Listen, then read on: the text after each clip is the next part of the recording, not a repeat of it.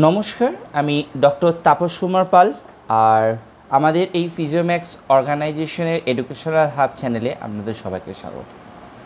আজকে আমরা যে টপিকটা নিয়ে আলোচনা করব সেটি হলো পশ্চিমবঙ্গের বুকে ফিজিওথেরাপি কোর্সের আন্ডারে কোন কোন সাবজেক্ট পড়ানো হয়, আর এটি কত বছরের কোর্স, আর কিভাবে এই কোর্স কারিকুলামটা তৈরি হয়েছে সেটাই এই ভিডিওর মূল আলোচনার বিষয়বস্তু।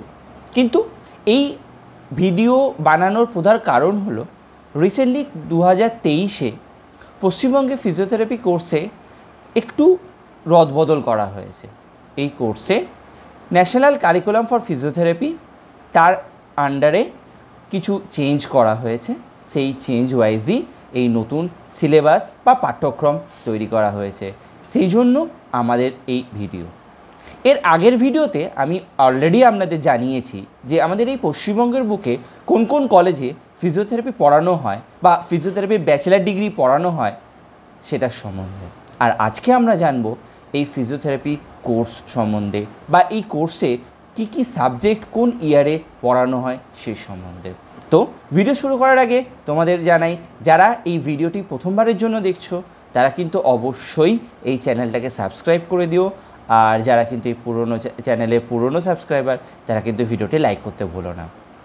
তাহলে শুরু করা যাক, এই ফিজিওথেরাপি কোর্সের ব্যাচেলার ডিগ্রি কত বছরের হয়। এই ফিজিওথেরাপি কোর্সের ব্যাচেলার ডিগ্রি টোটাল 4.5 বছরের।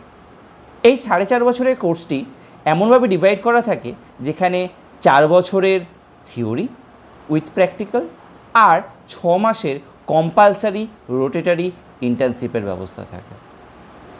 এবার এই 4 বছরের যে ফিজিওথেরাপি কোর্স এটি কিন্তু ইয়ারলি বেসিস কোর্স, মানে প্রতি বছরে এক একটা করে ইয়ার তাদের পাস করতে হয়, যেমন first year, second year, third year এবং ফোর্থ ইয়ার।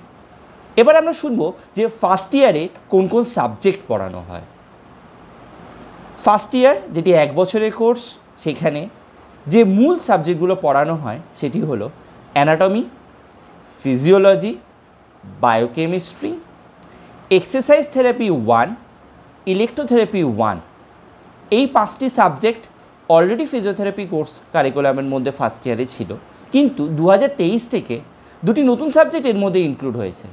একটি হলো কম্পিউটার অ্যাপ্লিকেশন, আরেকটি হলো health care administration, English and communication.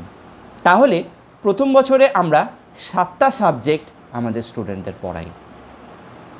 Coming to the next second year. Second ইয়ারে যে সাবজেক্টগুলো মূল পড়ানো হয় তার মধ্যে অন্যতম হলো বায়োমেকানিক্স, ইলেকট্রোথেরাপি 2, এক্সারসাইজ থেরাপি 2, প্যাথো বা প্যাথোলজি, মাইক্রোবায়োলজি অ্যান্ড ফার্মাকোলজি। এই 3টে সাবজেক্টকে একসাথে একটি সাবজেক্টের মধ্যে পড়ানো হয়। তার সাথে আছে সাইকোলজি এবং সোশিওলজি। এটি গেল সেকেন্ড ইয়ারের সাবজেক্ট। এর পরবর্তীকালে থার্ড ইয়ারে যখন একটা স্টুডেন্ট সেকেন্ড ইয়ার থেকে থার্ড ইয়ারে অ্যাপিয়ার হয়, এখান থেকে ক্লিনিক্যাল সাবজেক্ট শুরু হয়। এই ক্লিনিক্যাল সাবজেক্টের মধ্যে তাহলে কি কি আছে? এই ক্লিনিক্যাল সাবজেক্টের মধ্যে থার্ড ইয়ারে পুরোটাই almost clinical subject. Orthopaedic, neurology, medicine, surgery and physical and functional diagnosis. এর মধ্যে যে প্রথম যে 4টে সাবজেক্ট আমি বললাম, 4টেই হচ্ছে ক্লিনিক্যাল সাবজেক্ট, আর একটি সাবজেক্ট সেটি হচ্ছে ফিজিক্যাল অ্যান্ড ফাংশনাল ডায়াগনোসিস।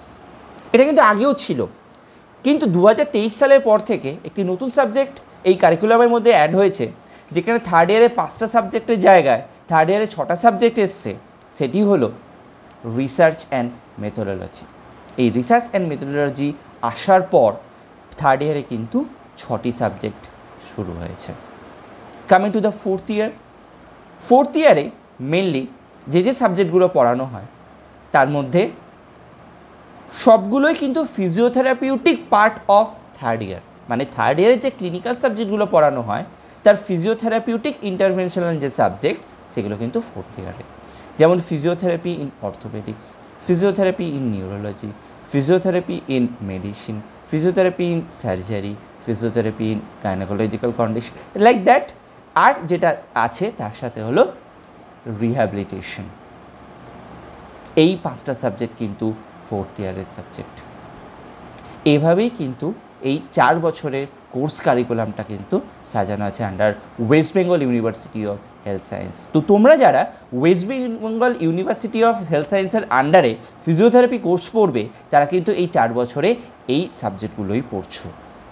তার মানে যারা জেনপাস এক্সাম ক্লিয়ার করে 2024 সালে এই ফিজিওথেরাপি কোর্সের জন্য এনরোলমেন্ট করবে, সে যে কলেজই হোক, তোমাদের কিন্তু এই সাবজেক্টগুলো পড়তে হবে।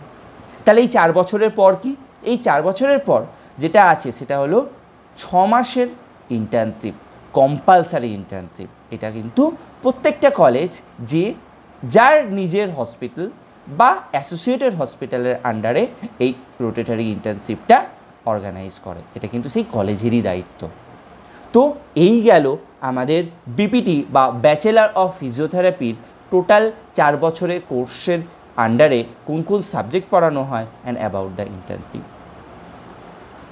পরবর্তী ভিডিওতে আমরাই তোমাদের জানাবো যে এই সাবজেক্টের ভেতরে কোন কোন পার্টগুলোকে মেনলি দেখা হয় under the course of physiotherapy.